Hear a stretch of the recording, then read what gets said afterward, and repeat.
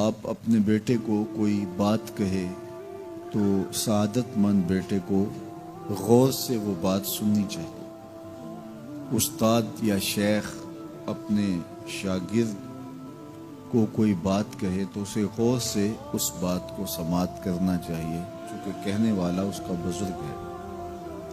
لیکن وہ بزرگ، وہ شیخ، وہ استاد اگر ساتھ قسم بھی کرے تو پھر اور زیادہ مضمون کی اہمیت ہو جاتی ہے کہ یہ کوئی اہم مضمون تھا جس سے قبل قسم کی جا رہی ہے۔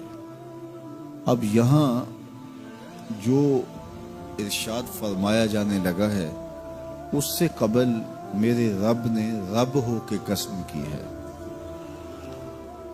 میرا مالک تو یوں بھی کہہ دیتا تو کافی تھا، لیکن مضمون اتنا اہم ہے کہ اس کو بیان کرنے سے قبل میرے رب نے قسم کی، اور پھر قسم بھی ایک نہیں کی، 5 قسمیں کی۔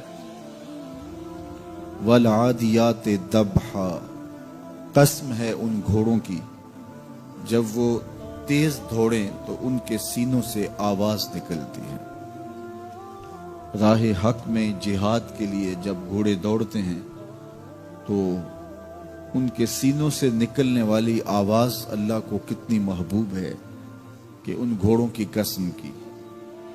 فالموریات قدحا، اور وہی گھوڑے جب برق رفتاری سے دوڑتے ہیں اور پتھریلی زمین میں جب ان کا گزر ہوتا ہے تو ان کے پاؤں سے لگی ہوئی کھریوں کے ٹکرانے سے پتھروں سے جو شرارے نکلتے ہیں، اللہ فرماتا ہے کہ میں ان گھوڑوں کی قسمیں کرتا ہوں کہ جن کے پاؤں سے لگی ہوئی کھریوں کے ٹکرانے سے پتھروں سے شرارے نکلے۔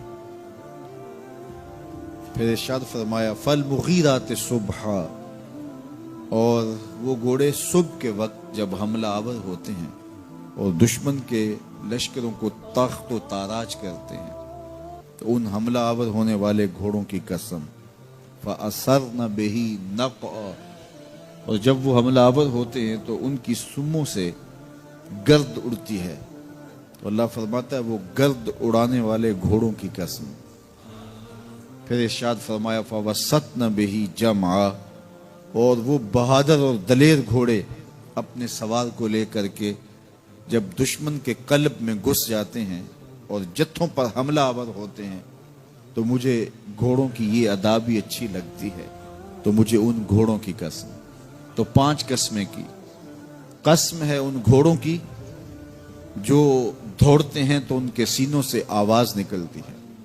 قسم ہے ان گھوڑوں کی کہ جب وہ پتھریلی زمین سے گزریں تو ان کے پاؤں سے لگی ہوئی کھریوں کے ٹکرانے سے پتھروں سے جو شرارے نکلیں۔ قسم ہے مجھے ان گھوڑوں کی جو لشکروں کو تاخت و تاراج کریں۔ قسم ہے ان گھوڑوں کی جب وہ حملہ آور ہوں تو گرد اڑے، اور قسم ہے ان گھوڑوں کی جو لشکروں کے کلیجے چیر دیں اور آگے بڑھ جائیں اور دشمنوں کے جتھوں پہ حملہ آور ہوں۔ تو ان 5 قسم کے گھوڑوں کی میرے رب نے قسم کی ہے۔ اللہ اکبر! میرے مالک ذات کے گھوڑے اور تو ان کی قسمیں کرے، تو کہا کہ یہ گھوڑے میرے محبوب کے غلاموں کے ہیں۔ اللہ اکبر! محبوب کے غلاموں کے گھوڑوں کے پاؤں سے لگی ہوئی کھریوں کے ٹکرانے سے پتھروں سے جو شرارے نکلے رب کو وہ بھی پسند ہیں۔ ذرا غور تو کیجئے، تو ذات کے گھوڑے بھی ہوں لیکن نسبت محبوب سے ہو تو وہ گھوڑے بھی اچھے لگتے ہیں۔ اچھا ذرا آگے آ جائیے، ذات کا کتا ہے لیکن ولیوں کے سنگ جڑ گیا۔ اللہ نے اس کتے کا ذکر قرآن میں کیا، بلکہ اس کے بیٹھنے کے سٹائل کو بیان کیا۔ وَكَلْبُهُمْ بَاسِطٌ ذِرَاعَيْهِ بِالْوَسِيدِ، ان کا کتا غار کے دھانے پہ اپنے بازوؤں کو پھیلا کے بیٹھا ہے۔ غار کی دہلیز پر بیٹھنے والے کتے کی حیت جلوس کو، اس کے بیٹھنے کے سٹائل کو قرآن نے بیان کیا۔ مالک اس میں ہمارے لیے کیا ہدایت ہے؟ ایک کتے کے بیٹھنے کے سٹائل کو تو بیان کر رہا ہے، اس کی حیت جلوس کو بیان کر رہا ہے، انداز نشست کو بیان کر رہا ہے، تو قرآن تو سراپا ہدایت ہے، تو اس میں ہمارے لیے کیا ہدایت ہے؟ کہا یہی تو بتانا چاہتا ہوں کہ ذات کا کتا بھی ہو، سنگ نیکوں کے جڑ جائے تو وہ قابل ذکر ہو جاتا ہے، اور اگر تم میرے ولیوں سے جڑ جاؤ گے پھر تمہارا مرتبہ کیا ہوگا؟ یہاں تو کتے جڑ جائیں تو قابل ذکر ہوتے ہیں۔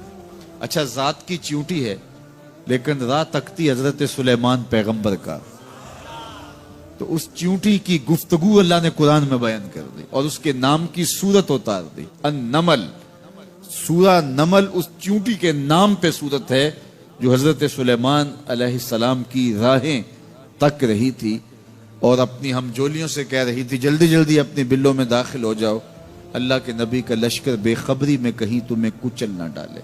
اور حضرت سلیمان نے اس چیونٹی کی بات کو سنا، فَتَبَسَّمَ ضَاحِكًا مِّن قَوْلِهَا، اور مسکرا بھی پڑے۔ تو چیونٹی بھی ہو، گھوڑے بھی ہوں، کتے بھی ہوں، لیکن جب اچھے لوگوں کے سنگ جڑ جائیں، نسبت بلند ہو جائے تو وہ قابل ذکر ہو جاتے ہیں۔ تو ہیں گھوڑے لیکن میرا رب رب ہو کے قرآن میں ان گھوڑوں کی اداؤں کی قسمیں کر رہا ہے۔ وَالْعَادِيَاتِ ضَبْحًا فَالْمُورِيَاتِ قَدْحًا فَالْمُغِيرَاتِ صُبْحًا فَأَثَرْنَ بِهِ نَقْعًا وَوَسَطْنَ بِهِ جَمْعًا۔ قسم ان گھوڑوں کی جو تیز دوڑیں تو سینوں سے آواز نکلے، پتھریلی زمین میں جائیں تو پاؤں سے شرارے نکلیں، گرد و غبار اڑائیں، دشمن کے لشکروں کو طاقت و تاراج کر کے ان کے جتھوں میں گھس جائیں، ان دلیر اور بہادر گھوڑوں کی میرا رب رب ہو کے قسم کر رہا ہے۔ یہاں قسم کی بات چلی تو اللہ نے محبوب کے گھوڑوں کی قسم کی، گھوڑوں کی اداؤں کو پسند کیا۔ محبوب کے غلاموں کے گھوڑے، ان کے پاؤں سے لگی ہوئی کھریوں سے ٹکرانے والے پتھروں سے نکلنے والے شرارے، رب کے وہ بھی محبوب۔ اللہ اکبر۔ تو پھر قسم کی بات چلی تو کبھی گھوڑوں کی قسمیں کی، کبھی محبوب کی راہ گزر کی قسم کی۔ لا اقسم بہذا البلد، مجھے قسم ہے اس شہر کی۔ تو شہر مکہ کی قسم کیوں کی؟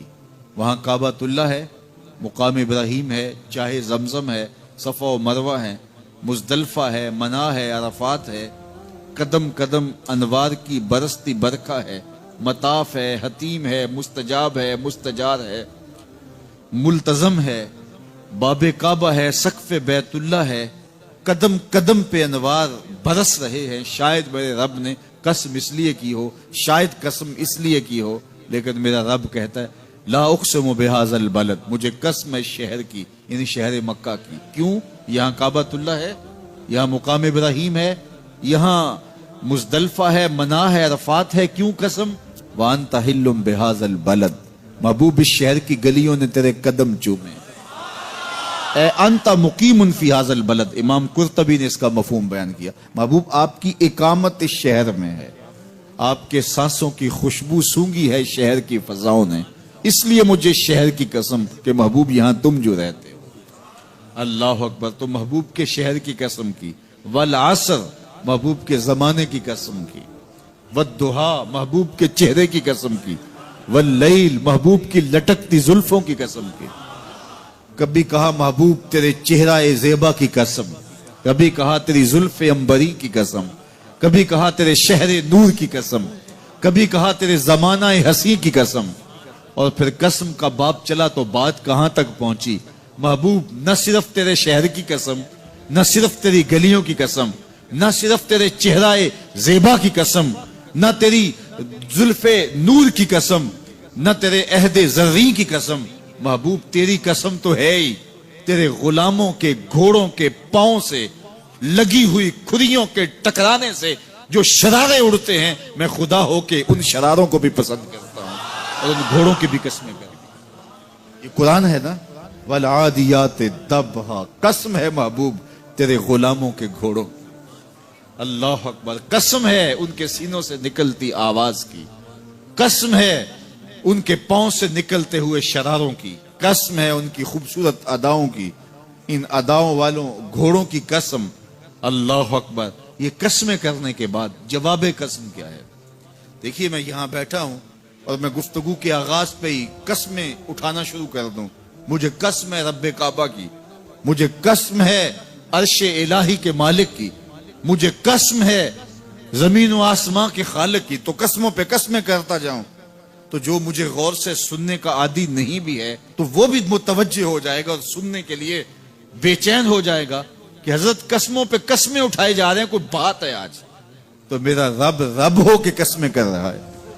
تو اس کے بعد جواب قسم کیا ہے؟ تو کان کھڑے ہو گئے, روحوں میں پیاس بڑھ گئی اور سماعتیں بچھ گئی کہ میرے مالک تو قسموں پہ قسمیں کر رہا ہے. کبھی گھوڑوں کی اداؤں کی قسمیں, کبھی ان کے سینوں سے نکلتے ہوئے جو ہے وہ اس مہیب آواز کی قسمیں, کبھی پاؤں سے اڑتے ہوئے شراروں کی باتیں, اور کبھی ان کے پاؤں سے اڑتی ہوئی دھول کی کہانیاں.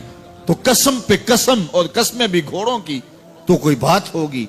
تو ایک دم کان کھڑے ہو گئے. تو جواب آیا ان الانسان لربہ لکنود, بے شک انسان اپنے رب کا ناشکرا ہے, انسان اپنے رب کا ناشکرا ہے.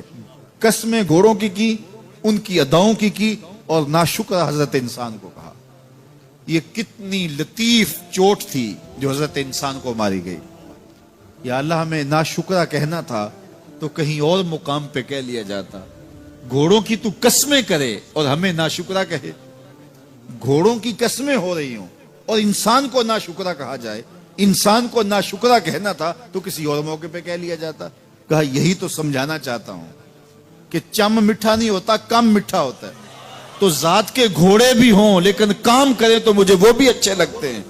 اور تم انسان بنے ہو, نقوش بڑے اچھے ہیں, قدے رانا رکھتے ہو, جھیل جیسی آنکھیں ہیں, اور تم چلتے ہو تو قیامت چلتی ہے, لیکن مجھے تم اچھے نہیں لگتے اگر تم ناشکرے ہو. یہ ہیں ذات کے گھوڑے لیکن میرے محمد عربی کے غلاموں کے غلام ہیں, مجھے اچھے لگتے.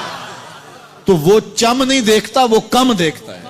تو ذات کے گھوڑے بھی ہوں لیکن نسبت ہو میرے حضور سے, نسبت میرے رسول سے ہو تو رب کو وہ اچھے لگتے ہیں. تو کہا والعادیات ضبحا فالموریات قدحا فالمغیرات صبحا فاثرن به نقعا فوسطن به جمعا ان الانسان لربہ لکنود. بے شک انسان اپنے رب کا ناشکرا ہے. اللہ اکبر. پھر فرمایا وَإِنَّهُ عَلَى ذَلِكَ لَشَهِيدٌ.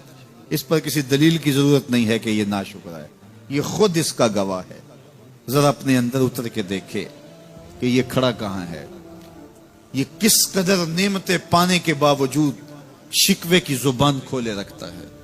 یہ ناشکرا ہر وقت اس کی نعمتوں کی ناشکری کرتا رہتا ہے. جتنی نعمتیں اس کو عطا کی, اس کو تو ہم نے جو چمکتی روشن آنکھیں دی ہیں, اس کو بولتی زبان بخشی ہے, خوبصورت چہرہ دیا ہے, قد رانا بخشا ہے, اس کو دماغ دیا ہے, دماغی قوتیں عطا کی ہیں, اور اس کو سننے والے کان دیے, اس کی زبان پہ ذائقے رکھ دیے, نظام انہضام, نظام تنفس, کیا کیا نہیں سے عطا کیا. لیکن ہر وقت یہ ناشکری کے کلمات ہی بولتا رہتا ہے. میرے پاس یہ بھی نہیں, یہ میرے پاس یہ بھی نہیں, میرے پاس یہ بھی نہیں. دیکھیں اس کے پاس کیا کیا اس کے مالک نے عطا کیا ہے. تو یہ ہر وقت ناشکری. اور پھر جوں ہم قیامت کے قریب ہوتے چلے جا رہے ہیں, ناشکری بڑھتی چلی جا رہی ہے. میں کوئی بہت لمبی عمر نہیں رکھتا, لیکن مجھے آج سے 35 سال پہلے کے حالات کی ہوش ہے, اور جو میرے سے زیادہ عمر میں ہیں وہ اس سے پہلے کے حالات جانتے ہیں. تو میرا بنیادی طور پہ ایک دیہات سے تعلق ہے. تو میں اچھی طرح جانتا ہوں کہ لوگوں کے پاس جو آج کچھ ہے وہ آج سے 35-40 سال پیچھے نہیں تھا. بالخصوص دیہاتوں کے اندر لوگوں کے پاس 1 یا 2 جوڑے ہوتے تھے اور انہیں بار بار پہنتے تھے. کسی شادی یا بیاہ کے موقع پہ جانا ہوتا تو بعض اوقات کسی سے وہ لباس یا جوتے مانگ کے لے کے جاتے. مجھے اچھی طرح یاد ہے کہ اس زمانے میں لوگ اپنے کندھے پر ایک کپڑا رکھا کرتے تھے, اور شادی پر اگر کسی نے جانا ہوتا تو جس کا کپڑا بہت اچھا ہوتا تو اس سے وہ مانگ لیا کرتے تھے کہ میں نے ذرا شادی پہ جانا ہے. بڑے بھائی کے جوتے پہن لیا کرتے تھے, اور اسی طرح گزر ہوتا تھا. کبھی کوئی شکوہ زبان میں پیدا نہیں ہوا تھا, اور لوگوں کے شکستہ سے کچے گھر ہوتے تھے, اور گھر کے صحن میں ایک درخت ہوتا تھا، دوپہر وہاں کاٹ لیتے تھے. اکثر لوگ دوپہر کا کھانا تیار نہیں کرتے ہوتے تھے، دودھ پی کر کے ہی گزارا کر لیتے تھے. صبح کو ناشتہ اور شام کو کھانا ہوتا تھا، لیکن اس کے باوجود اللہ کا شکر کیا کرتے تھے. یہ پچھلے دن میں گزرا تو دیکھا کہ بچے کھیل رہے ہیں اور غبارے پھوڑ رہے ہیں، اور جب غبارہ پھٹتا ہے نا تو بچے خوش ہوتے ہیں، کہہ لگاتے ہیں. پھر دوسرا غبارہ ہے وہ اس سے کھیلنے لگ جاتے ہیں، اور پھر جب وہ پھٹتا تو پھر خوش ہوتے ہیں. تو میں ذرا رک گیا اور اس منظر کو دیکھنے لگا، اور پھر میں نے کہا کہ غبارہ پھٹتا ہے تو یہ بچے خوش ہوتے ہیں، لیکن جب ہمارا زمانہ ہوتا تھا، جب ہم بچے تھے تو غبارہ پھٹتا تھا، ہم رونے لگ جاتے تھے، کیونکہ کھیل ہی ختم ہو جاتا تھا. ایک ہی غبارہ ہوتا تھا 5-6 بچوں کے پاس، اور غبارہ پھٹ گیا تو کھیل ختم، تو سارے رونے لگ جاتے تھے. اور اب یہ غبارے پہ غبارہ پھوڑ رہے ہیں اور خوش ہو رہے ہیں، تو کہاں سے کہاں ہم آ پہنچے. لیکن اس زمانے میں اگر کسی سے پوچھا جاتا، لوگ پیدل سفر کرتے اور لباس بھی پورے نہ ہوتے، تو جب کسی سے پوچھا جاتا کیا حال ہے تو وہ لمبا ہاتھ کر کہتا ہے اللہ کا شکر ہے. اس کی باڈی لینگویج بتاتی تھی کہ وہ اس کا رواں رواں اللہ کا شکر ادا کر.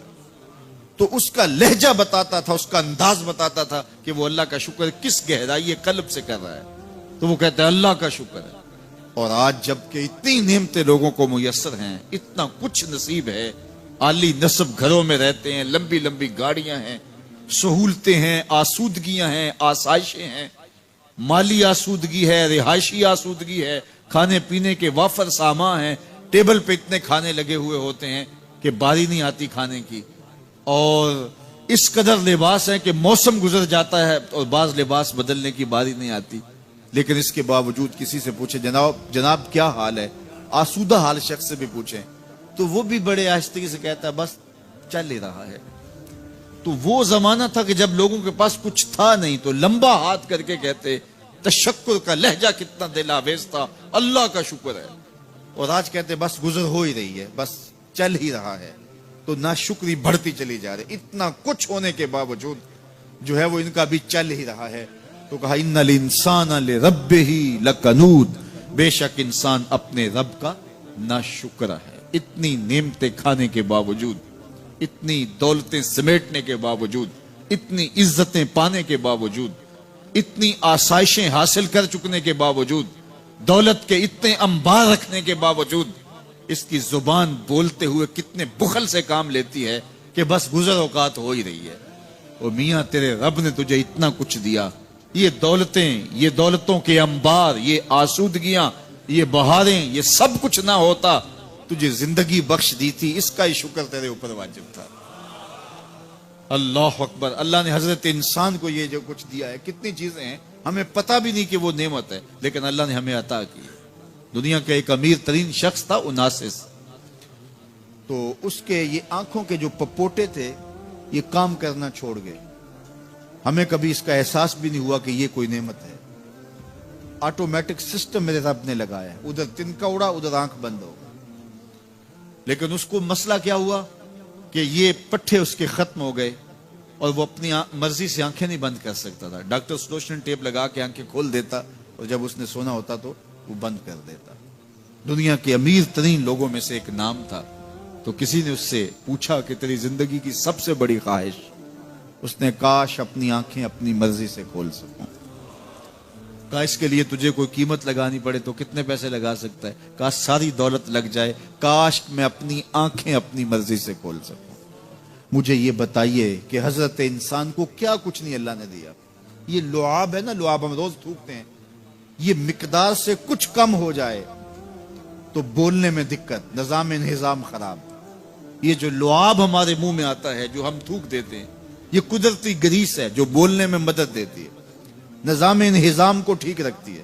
اور اگر یہ لعاب کم ہو جائے مقدار سے تو نظم خراب ہو جائے.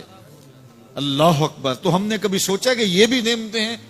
باقی روشن آنکھیں، چمکتا چہرہ اور زور آور ہاتھ، چوڑی چھاتی، دھڑکتا دل، اور کہتے ہیں اس دماغ کا اگر کمپیوٹر تیار کیا جائے تو نیو یارک شہر سے بڑا ایک بکریاں چلانے والے شخص کے دماغ کا کمپیوٹر بنے.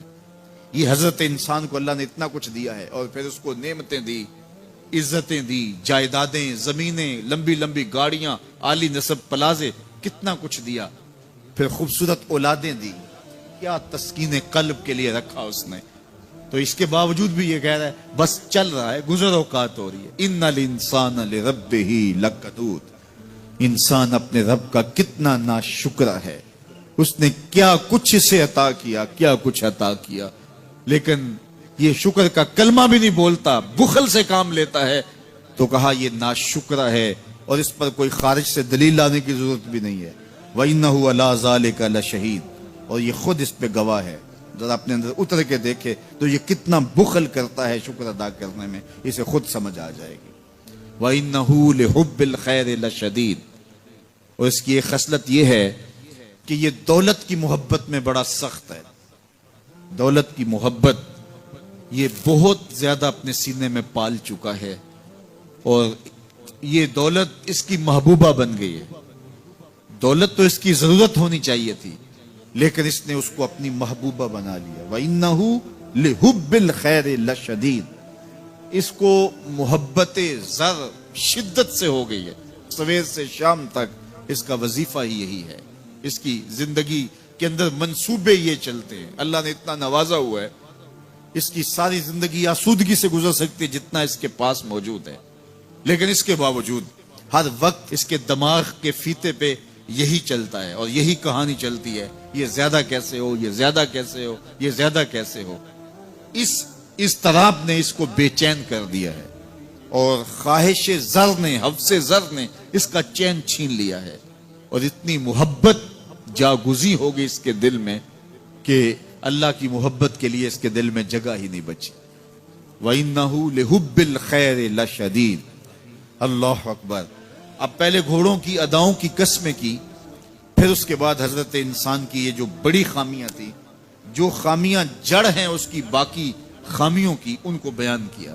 ایک تو ناشکرہ ہے، جو ملا ہے اس پہ یہ شکر ادا نہیں کرتا، حالانکہ اگر وہ شکر ادا کرے، رب کا وعدہ ہے کہ اگر تم شکر ادا کرو گے میں اور زیادہ دوں گا.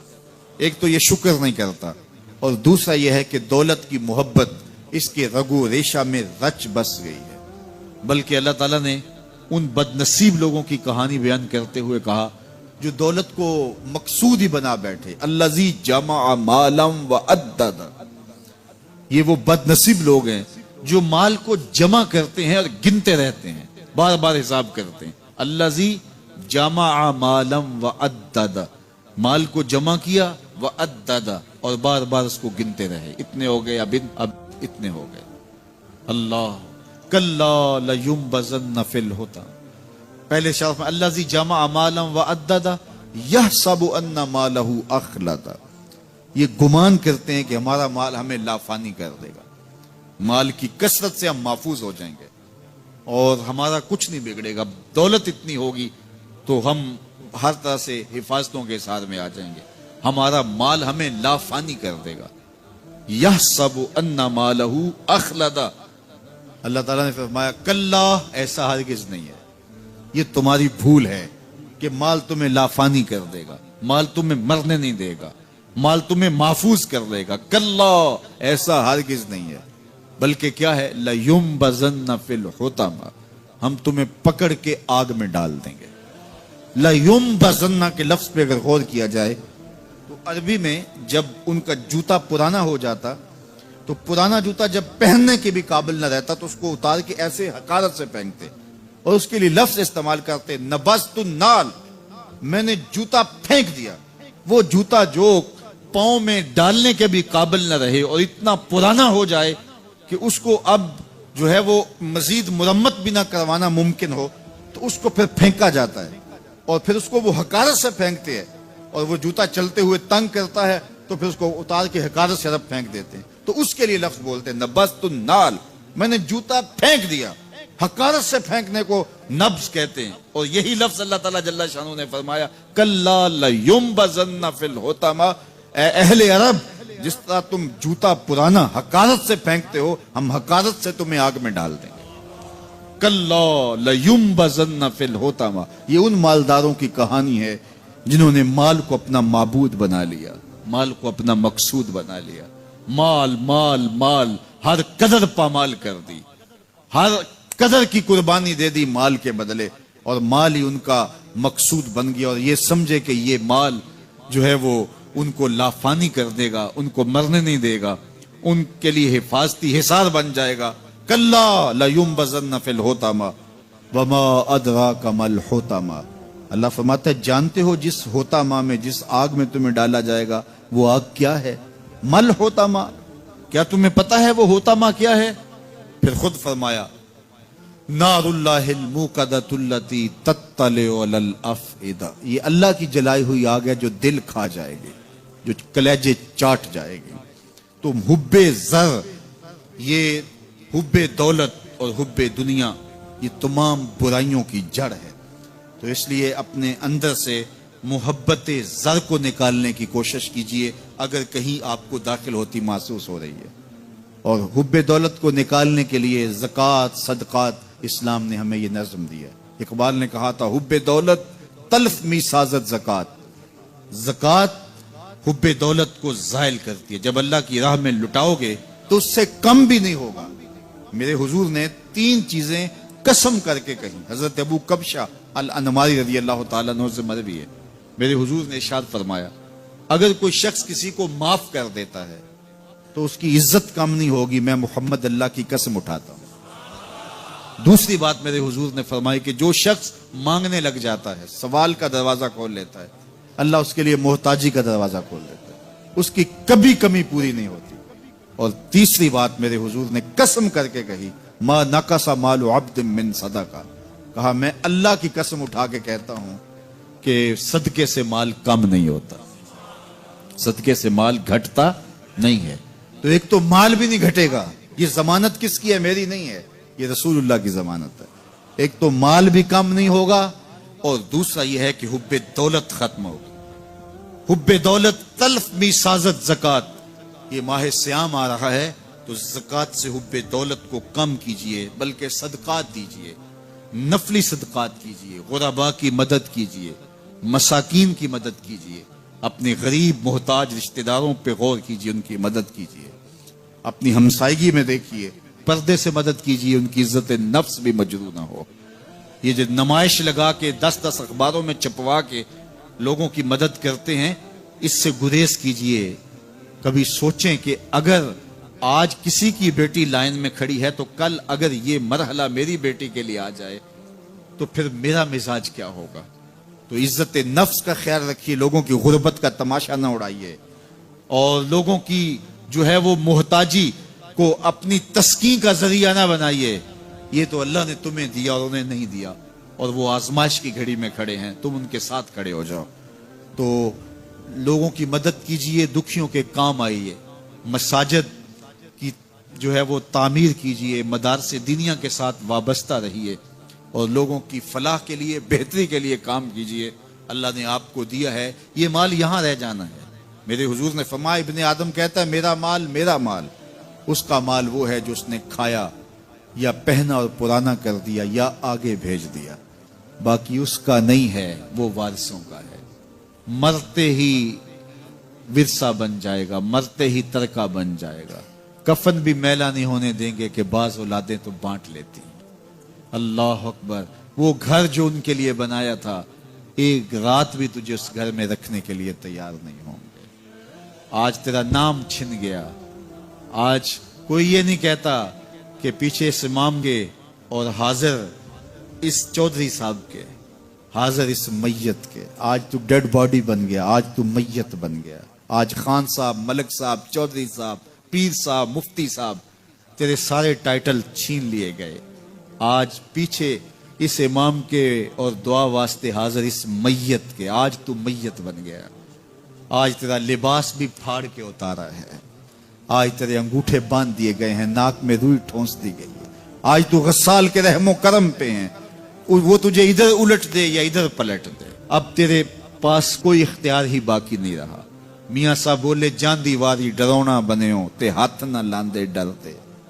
آج اولاد بھی دور ہے، پوتے اور پوتیاں بھی ڈرتی ہیں. جان دیواری ڈرونا بنےو تے ہاتھ نہ لاندے ڈر دے. जिन्ना लई तू पाप कमाए आज किथे नहीं तेरे कर दे।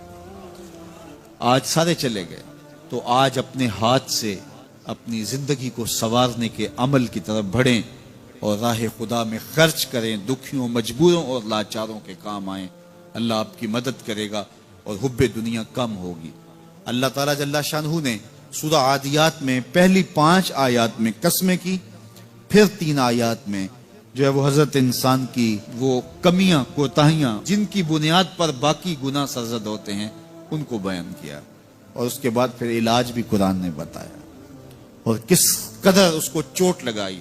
अफला यालमु इज़ा बुसिरा मा फिल कुबूर व हुस्सिला मा फिस सुदूर इन्ना रब्बहुम बिहिम यौमइज़िल लखबीर। अफला यालमु इज़ा बुसिरा मा फिल कुबूर। ए अकड़ के चलने वाले, ए नाशुक्र इंसान, ए दौलत के पुजारी, वो वक्त कांपने लगी। अर्ज की हुजूर कब्र से बरहना उठाए जाएंगे तो एक दूसरे से हया नहीं आएगी। फरमाया आयशा मामला इससे भी आगे है, किसी को होश होगी तो हया आएगी, होश उड़े हुए होंगे, खौफे कयामत तारी होगा, कब्रों से यूं लोग उठाए जाएंगे। अफला यअलमु इज़ा बुसिरा मा फिल कुबूर। अब बोसिरा का जो मफहूम है, जो तर्जुमा और मानी है, वो तो रहे। बोसिरा का जो सोती आहंग है, जब बोलते हुए एक झटका लगता है तो कब्रों से उठते हुए लोगों की कैफियत मालूम करने के लिए बोसिरा का सोती आहंग ही काफी है। अफला यअलमु इज़ा बुसिरा मा फिल कुबूर व हुस्सिला मा फिस सुदूर। हुस्सिला के ऊपर जो तशदीद है, ये माने को कितनी खूबसूरती के साथ एक मुजस्सम पैकर में सामने ला रही है। अल्लाह फरमाता फिर वो वक्त आएगा जो सीने में होगा वो तश्तज़बाम हो जाएगा। आज आप मुझे नेक समझते हैं, मैं आपको अच्छा समझता हूं, लेकिन मेरे सीने के अंदर क्या चल रहा है ये आपको नहीं पता। ये मैं तकरीर चहक चहक के कर रहा हूं, इसके पीछे क्या है? मैं आपके दिल अपनी जानब मोड़ना चाहता हूं, आपकी जेबें खाली करना चाहता हूं, या मैं आपके सामने पाक और सुथरा और बड़ा जो है वो नेकोकार बनना चाहता हूं, या मेरा मकसद रिज़ाए इलाही है? ये मुझे पता है, आपको नहीं पता। आप कहां हैं, कहां खड़े हैं, मैं आपको अच्छा समझता हूं, लेकिन आपको पता है कि हम कहां खड़े हैं। लेकिन क़यामत के दिन ये सारी चीजें सामने आ जाएंगी। वह हुस्सिला मा फिस सुदूर। और सूरा अत-तारिक में फरमाया यौम तुबलस सराइर फमा लहू मिन कुव्वतिन वला नासिर।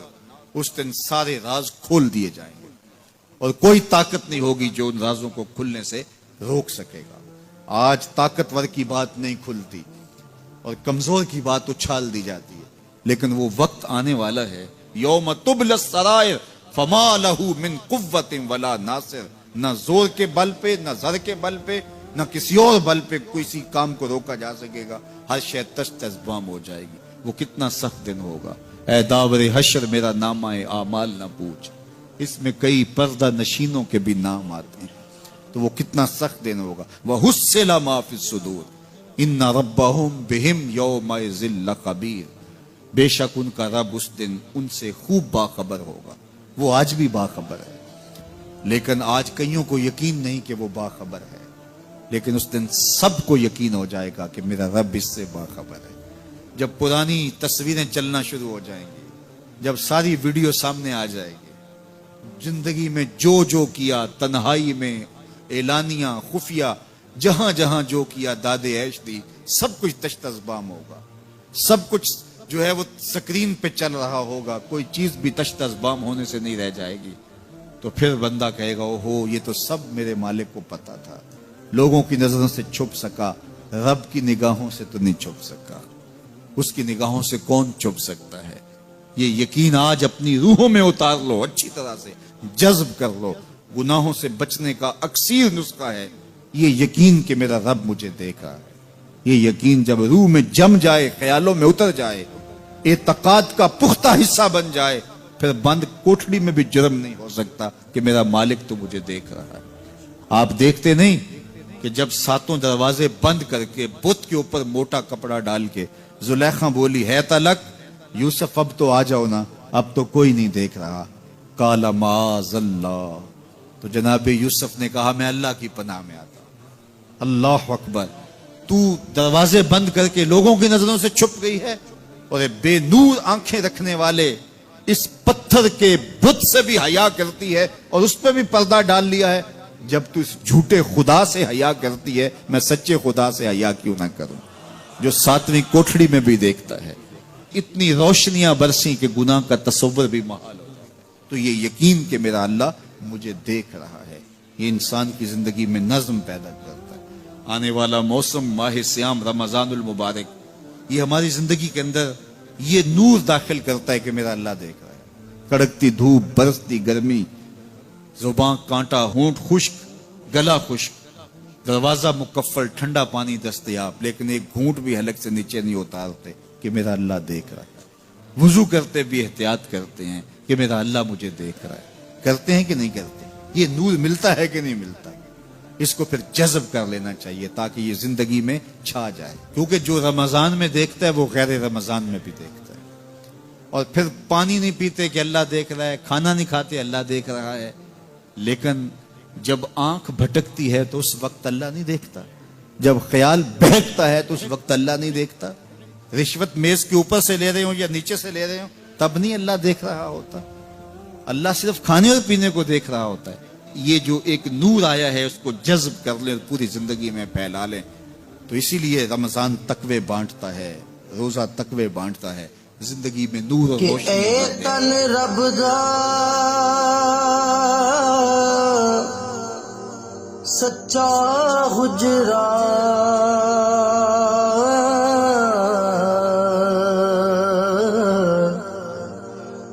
کھڑے